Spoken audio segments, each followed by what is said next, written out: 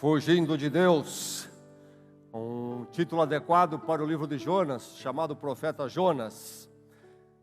O livro de Jonas, conhecido como Profeta Jonas, porque houve o profeta Jonas, mas o livro em si é a história de uma parte da vida dele, num dado momento, e formulada de uma forma a nos trazer uma grande lição. Então não é uma mensagem profética que ele proferiu, mas uma experiência de vida dele, e na forma de uma história, uma parábola, então, narrada de forma muito interessante. Uma das histórias mais conhecidas da Bíblia, até por aqueles que não são crentes, não estão familiarizados com a palavra de Deus. Vamos continuar pensando então em Jonas, este fugitivo de Deus. E nós vamos focar hoje ainda no capítulo 1, do verso 11 ao verso 16. Jonas 1. De 11 a 16. Você encontra o profeta Jonas, o livro de Jonas, depois ali de Salmos, e Provérbios, Cantares, Eclesiastes, e então Isaías, Jeremias, Ezequiel, Jeremias, Lamentações de Jeremias, Ezequiel, Daniel, Oséias, Joel, Amós, Obadias, Jonas. E nós vamos focar no capítulo 1, então, no verso 11 ao verso 16. A narrativa do verso 3 do capítulo 1 diz que Jonas fugiu da presença do Senhor dirigindo-se para Tarsis. Aí está essa afirmativa marcante sobre Jonas já no início. Que coisa séria. Uma pequena frase, sentença aqui, mas tão pesada. Jonas fugiu da presença do Senhor. Nós vamos então focar a partir do verso 11, mas eu creio que para o nosso benefício e aprendermos melhor o que está nos versos 11 e 16, devemos retroceder e ler a partir do verso 1. Então assim vou fazer, vou ler no capítulo 1 de Jonas, a partir do verso 1, e depois vamos focar do verso 11 ao verso 16 na nossa meditação nesta noite. Vamos receber a palavra com alegria e coração aberto nesse momento. Que todo o cansaço o Senhor possa retirar nesses poucos minutos que passaremos aqui, que eles sejam produtivos, edificantes para a nossa vida. Amém? Então, ouçamos a palavra do Senhor. A narrativa diz: a palavra do Senhor veio a Jonas, filho de Amitai, com esta ordem: vá depressa à grande cidade de Nínive e pregue contra ela, porque a sua maldade subiu até a minha presença. Mas Jonas fugiu da presença do Senhor, dirigindo-se para Tarsis. Desceu à cidade de Jope, onde encontrou um navio que se destinava àquele porto. Depois de pagar a passagem, embarcou para Tarsis para fugir do Senhor. O Senhor, porém, fez soprar um forte vento sobre o mar e caiu uma tempestade tão violenta que o barco ameaçava arrebentar-se.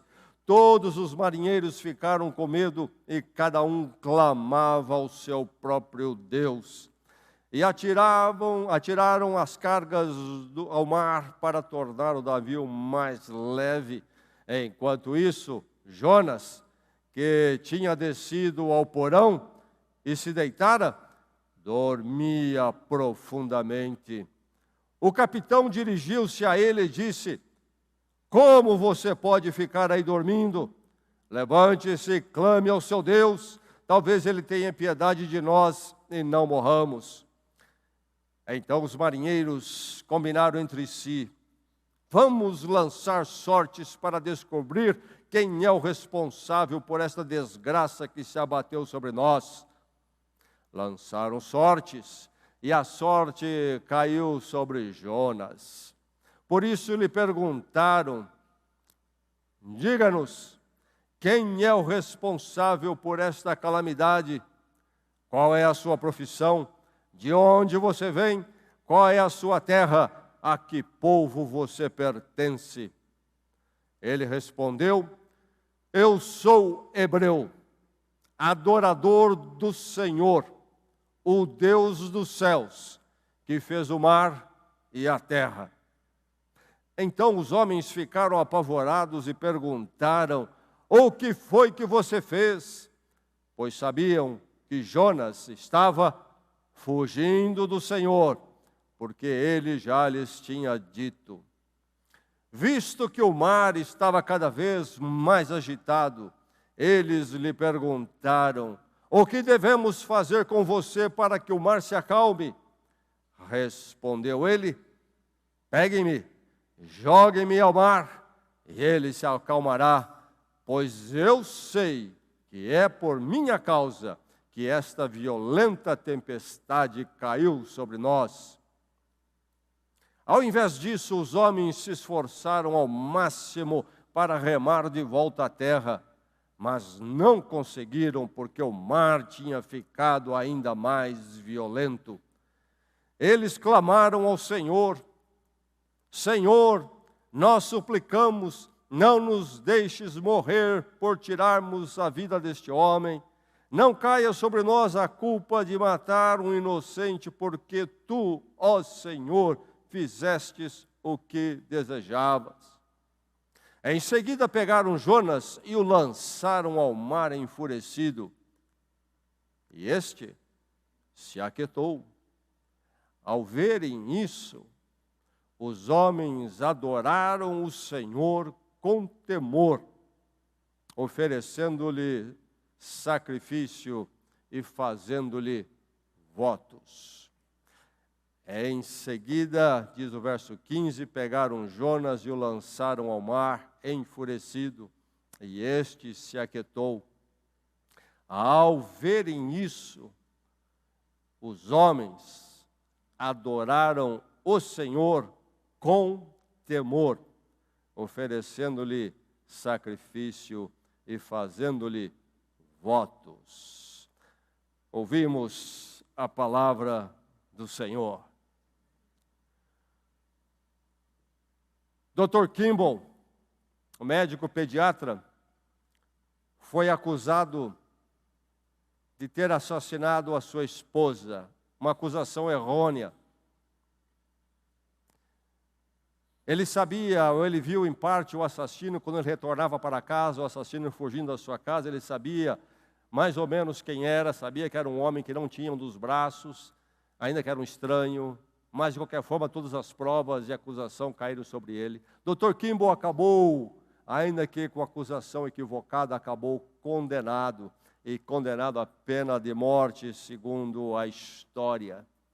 E a caminho da prisão, chamado Corredor da Morte, sendo levado num trem, acompanhado da escolta de 2 policiais, me parece.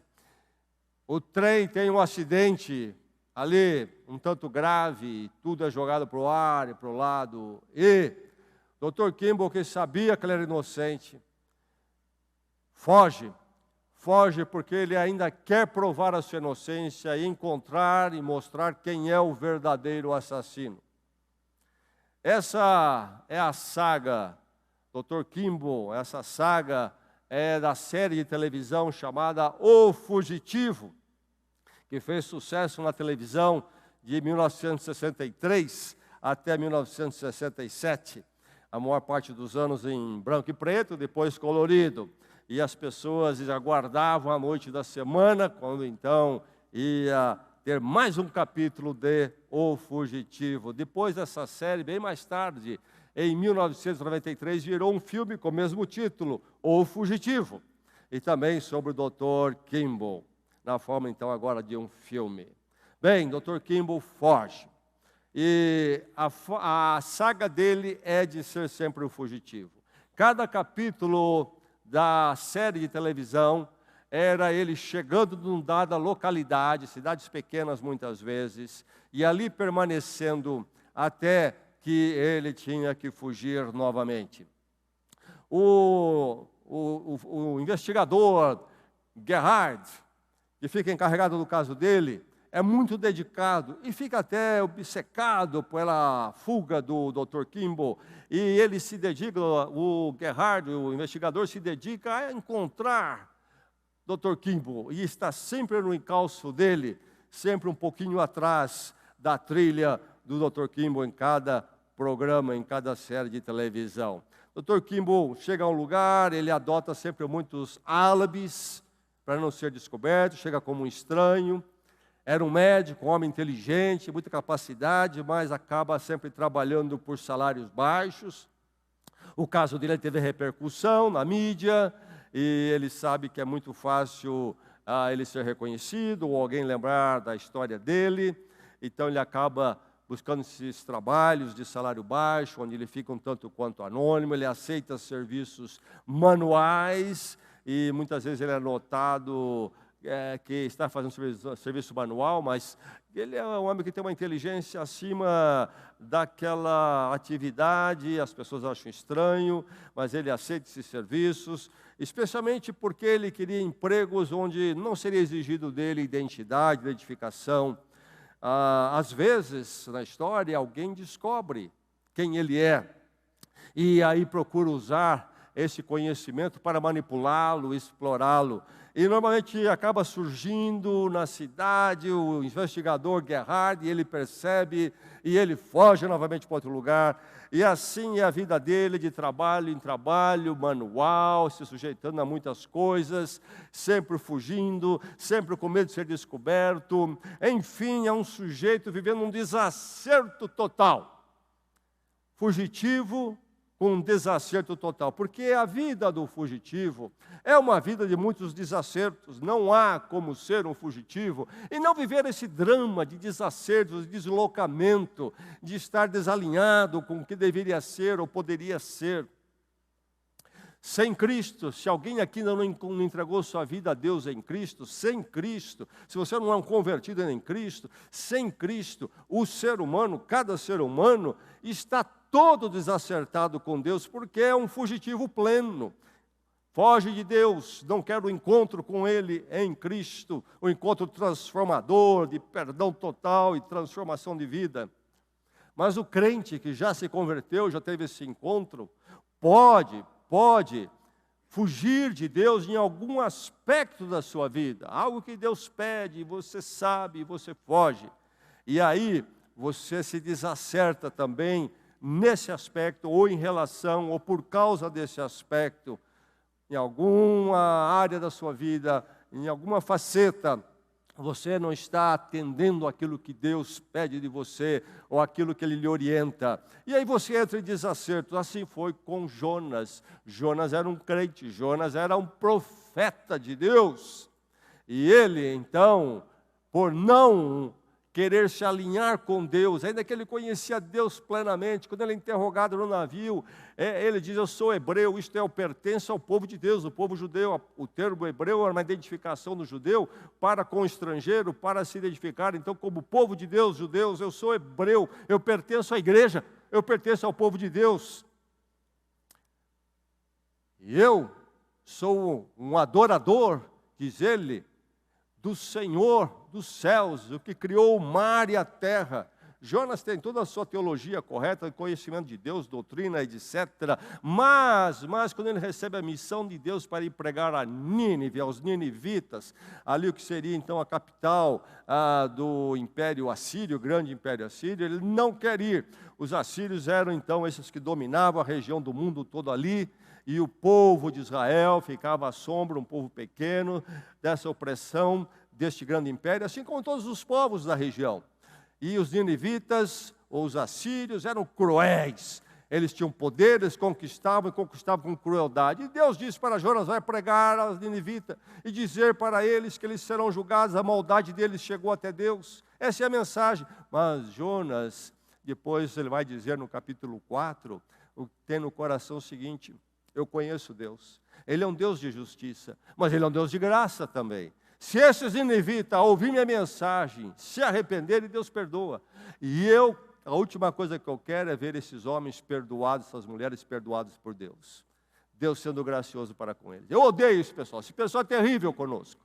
Não quero a graça de Deus para eles. E ele foge, desalinha-se com Deus num aspecto da sua vida. Não deixa de ser crente, mas está desalinhado. E isto leva a desacertos. A fuga tem consequências, traz uma série de desacertos à nossa vida. Se nós não nos alinhamos com Deus em algum aspecto, ou se alguém ainda não entregou toda a sua vida a Deus em Cristo, há consequências. Desacertos surgiram aqui na vida de Jonas.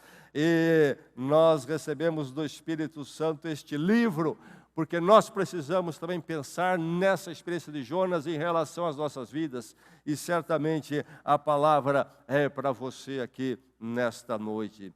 Há uma área onde você não está alinhado com Deus, você é um fugitivo, você procura também ir para Tarsis, fazer de conta que não é com você, fazer de conta que você não precisa ficar com essa verdade. Há desacertos, há consequências, desacertos perturbam, desacertos não são bons, não estamos acertados com Deus, consequências, coisas, atitudes em nós, que nos colocam em conflito, em desassossego, não é um estado bom, nós sofremos com isso. O melhor é não ter esses desacertos, sair da fuga. E vamos então ouvir sobre a experiência de Jonas e que ela abençoe cada um de nós aqui. Aqui nós temos acertos para o fugitivo desacertado, não é? Nós ouvimos aqui na leitura os desacertos, vimos que Jonas é um fugitivo e por isso com desacertos, mas há acertos para acertar o desacerto. Problemas de Jonas e problemas nossos tantas vezes. A obra de Deus, aquilo que Deus quer fazer, não é exatamente o que nós queremos. A nossa vontade própria não é alinhado com a proposta, a proposição de Deus em fazer a sua obra. Às vezes podemos nos alinhar em grande parte, mas desalinhar numa parte. Temos vontade própria que conflita. Aqui está Jonas com esse problema, não é verdade?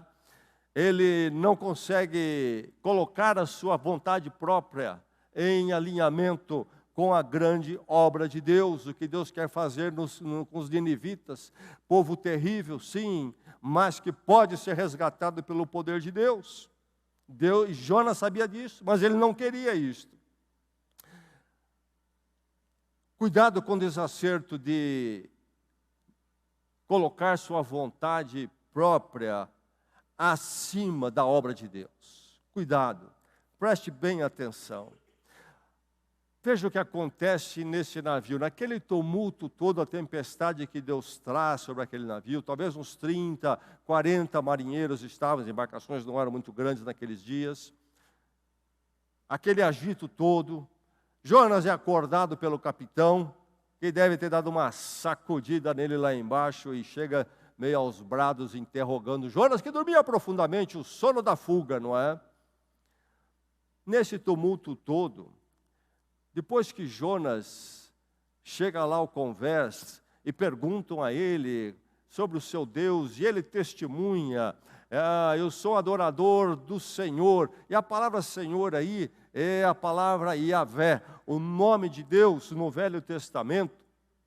E então entre o povo de Deus no Velho Testamento, os judeus, os hebreus, é o nome de Deus para referir-se a Deus, o Deus que estava aliançado com eles, o Deus que os formou para trazer a redenção ao mundo, que viria em Jesus Cristo, que viria deles.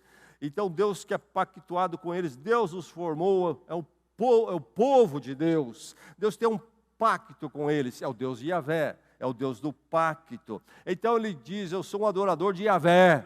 E aí ele identifica, os marinheiros estão ali clamando aos seus deuses, são politeístas, tem lá todo tipo de ídolo e adoração, e eles criam inclusive de deuses para cada aspecto da natureza, e poderia haver o Deus do mar, talvez é o Deus do mar que está bravo com a gente, e os deuses do politeísmo são muito parecidos com os seres humanos. Eles são temperamentais, são caprichosos, às vezes ficam bravos, ninguém sabe por quê, e aí precisa aplacar esses deuses, enfim, aquela ginástica toda, estão eles querendo acalmar tudo. E ele vai falar, eu sou adorador do Senhor Yahvé, o Deus dos céus, e que fez o mar e a terra. Isto é o único e absoluto Criador e sustentador. Não é mais um deusinho parecido com um ser humano, mas o Senhor eterno, Criador, sustentador.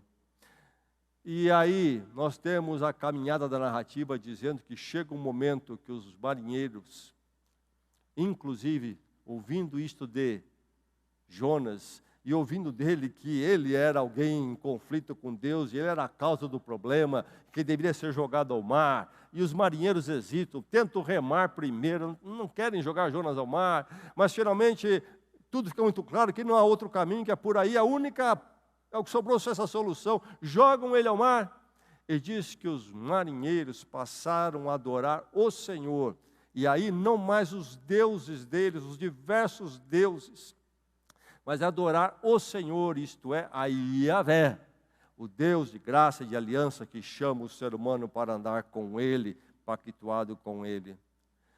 Deus age entre os marinheiros, aqueles homens rudes e difíceis, que criam na porção de coisa equivocada, e agora ouvir um breve testemunho de Jonas sobre o Deus Yahvé, a crença dele, e do relacionamento de Jonas e culpa com Yahvé, e ver o que acontece quando eles jogam Jonas ao mar, o mar se acalma. Deus leva esses homens à conversão, eles passam a adorar Yahvé, o Senhor, naquele momento. Não sabemos quanto ainda eles tinham que aprender, talvez um primeiro pequeno passo de fé na direção da fé correta, mas a verdade é que Deus está agindo no coração deles, e onde está Jonas? Está no mar, muito longe do que Deus estava fazendo naquele navio.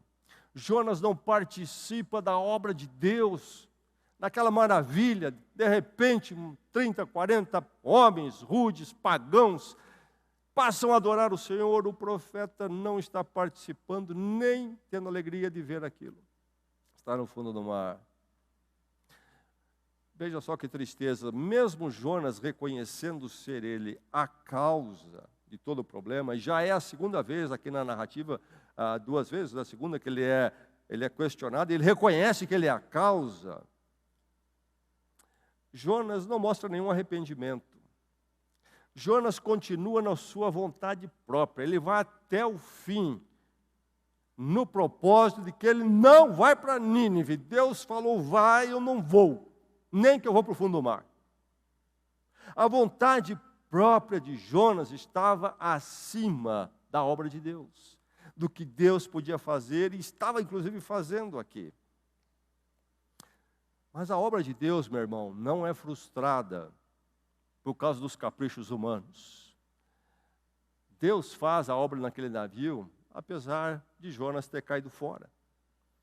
A obra de Deus não depende de mim e de você, nem está sujeita à nossa vontade. A obra de Deus vai em frente, ela vai ser feita. Se eu não faço, se eu não faz, Deus vai levantar outros, Deus vai agir.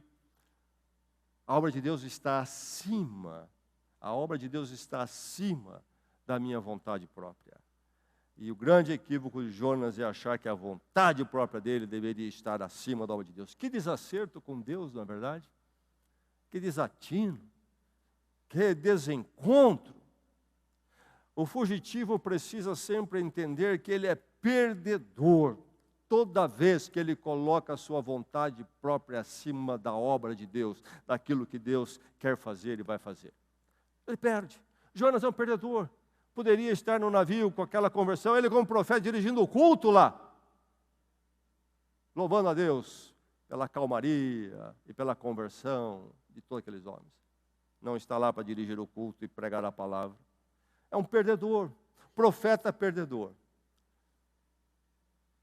É preciso que o fugitivo deseje abrir mão da sua própria vontade e deseje ganhar com Deus. Não estar em desacerto com a obra de Deus. A obra de Deus é incômodo para alguém aqui? Há algum aspecto da obra de Deus que o incomoda, que você não gosta, que você resiste, que você foge dela? Você tem um desacerto aí? O que Deus propõe lhe é inconveniente, meu irmão, minha irmã? Ouça a palavra, ouça a palavra. É preciso acertar. Acertos para o fugitivo desacertado. Colocar a obra de Deus acima da própria vontade. E mais em frente, alegrar na obra, alegrar-se com a obra de Deus, na obra de Deus, além, ou antes, melhor dizendo, antes da preferência pessoal. Nós somos seres de preferência, não somos? Somos cheios de preferência. Eu sei que muitos aqui nessa noite preferiram sentar num dado local e cadeira. E talvez ficaria até chateado se alguém tivesse tirado este assento de preferência particular. Nós somos marcados por preferências. Elas não são necessariamente ruins, mas elas são, às vezes, terríveis. Terríveis. Se as nossas preferências pessoais, elas vêm antes do nosso alegrarmos com a obra de Deus. Veja só a resistência de Jonas, a posição de Jonas de resistir, o impede de apreciar Deus agindo entre os marinheiros. Ele não tem alegria naquilo.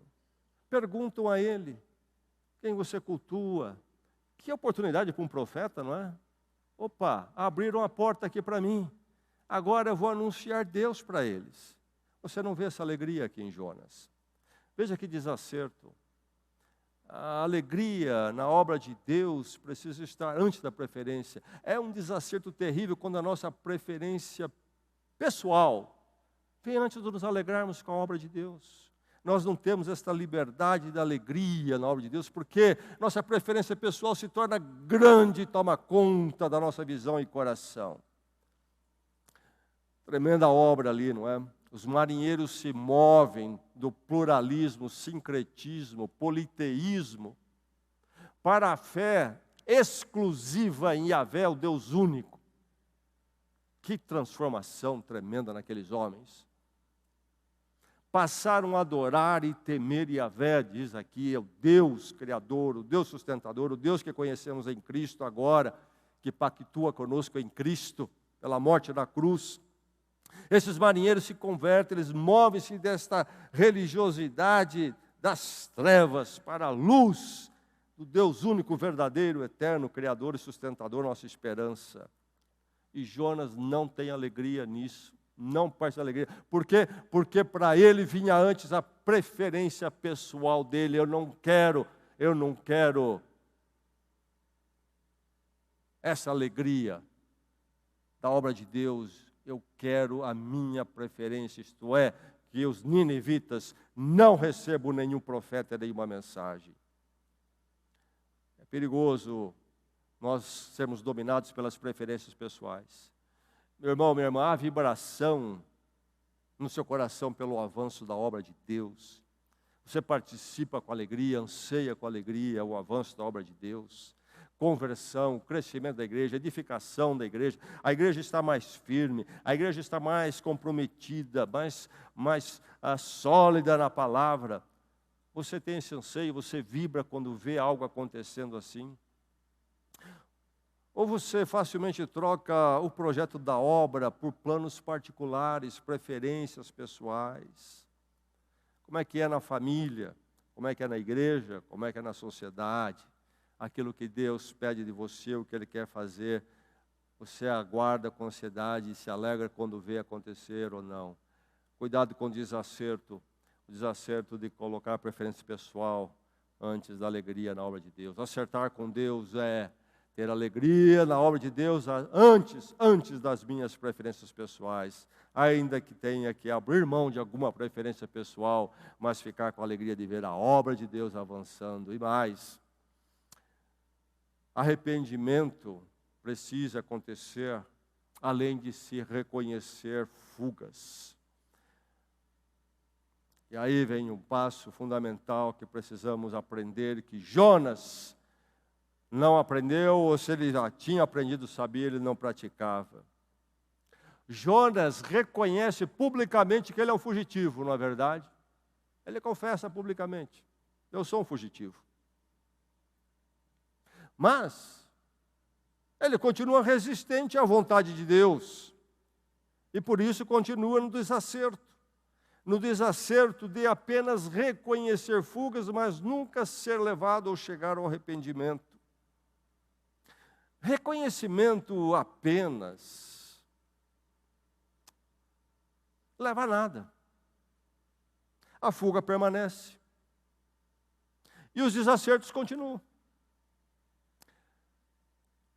Lembra-se do sujeito que está à mesa, com visita, toalha bonita, a janta servida, e ele, sempre um pouco estabanado, mais uma vez, bate o braço no copo de suco, vira, esparrama o suco na toalha diante das visitas. Ele então entra numa fúria, esbravejando: eu sou um tolo, eu sou um descuidado, eu sempre acabo virando os copos, molhando a toalha, eu sou um sujeito desastrado, eu sou... E fica nisso aí. Ninguém tem dúvida do reconhecimento dele. Ninguém tem dúvida. Mas ele não levanta e pega uma toalha, pega lá o que precisa, não toma nenhum passo para limpar o que ele fez, para arrumar a mesa, ajudar, quem sabe, a esposa a arrumar a mesa, fica apenas esbravejando. Reconhecendo, mas não há arrependimento, porque o arrependimento é meia volta, é 180 graus. É reconhecer, mas então andar na direção oposta. Não vemos isso em Jonas. Ele continua na mesma direção. Essa tempestade, por causa de mim, me joga no mar que resolve. Tremendo reconhecimento. Mas há de dizer: ó Deus, eu sei, eu sou um fugitivo, estou no desacerto aqui eu me arrependo, eu estou pronto para fazer a tua vontade, cumprir a obra que o Senhor tem para mim. Arrependimento precisa vir além de reconhecer as fugas. O reconhecer precisa avançar para o arrependimento. Não é infrequente ouvir as pessoas pedirem ajuda num dado problema em área das suas vidas, e contam, e narram. E ficam meio até tristinhos, mas não há mudança. Não há mudança.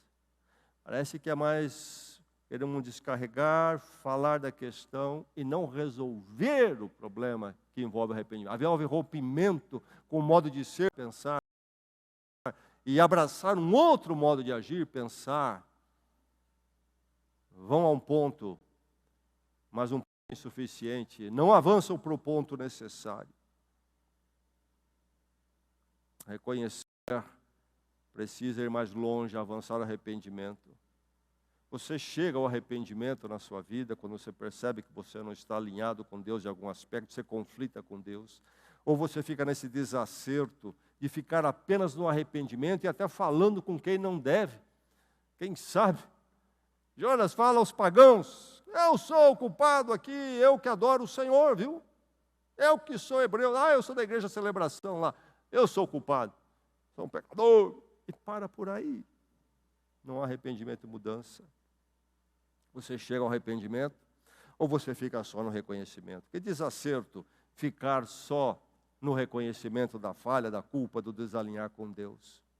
Às vezes alguns até falam com muita tranquilidade: olha, eu estou falhando com Deus nisto. E eu teria muita dificuldade para dizer para alguém. Eu já fico incomodado se fosse a minha vida. Mas falo. E falo com tranquilidade. Não estou fazendo a minha parte nisto.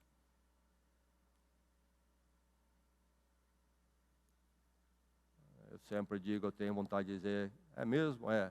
Podemos ali no estacionamento fora e dar uma surra em você? Porque sabe que está, ainda com fala e acha que pode falar e fica por aí mesmo. Desacertos terríveis. Desacertos exigem o cessar da fuga. Se nós vamos vencer os desacertos e chegar aos acertos, temos que ir à origem do problema, à causa primeiro. Cessar a fuga. Do que é que estamos fugindo?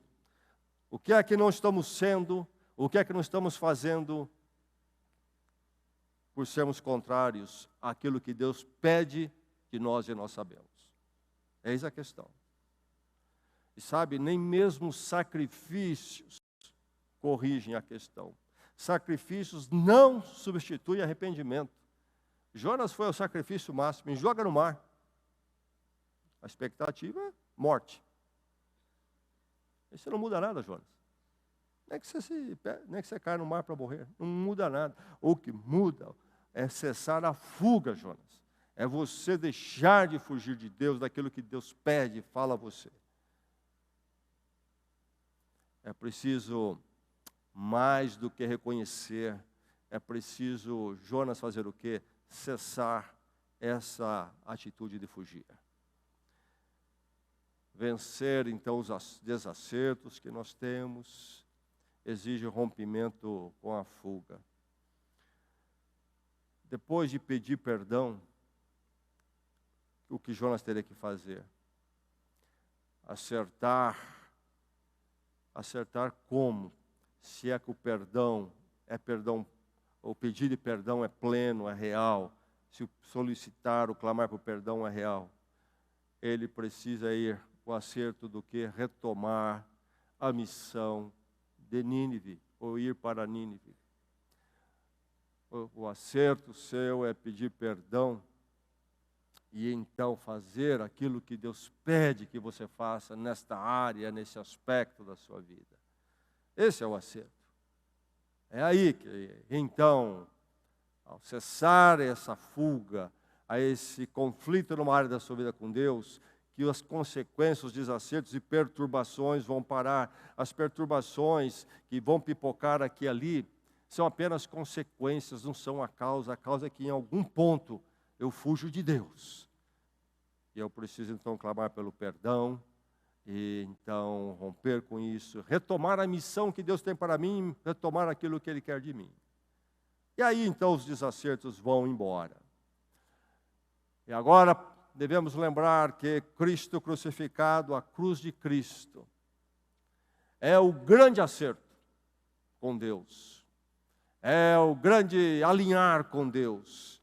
Para aquele que ainda nunca fez isto, o primeiro passo é a conversão, é a mudança total. E aqueles de nós que já fizemos, e por um acaso, num descuido, ou numa fraqueza, estão desalinhados com Deus, Cristo ainda é. A cruz de Cristo ainda é o grande acerto. Ali há perdão, a libertação, e na graça a oportunidade de recomeçar. Louvado seja Deus por isto. Nenhum crente precisa viver em desacertos. Em Cristo todos nós conhecemos o caminho para entrarmos num modo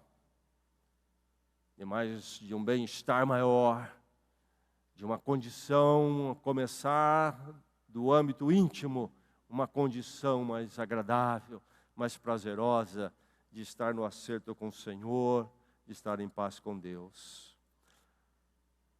Então, o fugitivo se acerta no arrependimento em Cristo. Quando, então, seja qual for a fuga, ela chega ao fim. Que isto seja verdade em cada coração aqui nesta noite. Amém e amém. Vamos orar.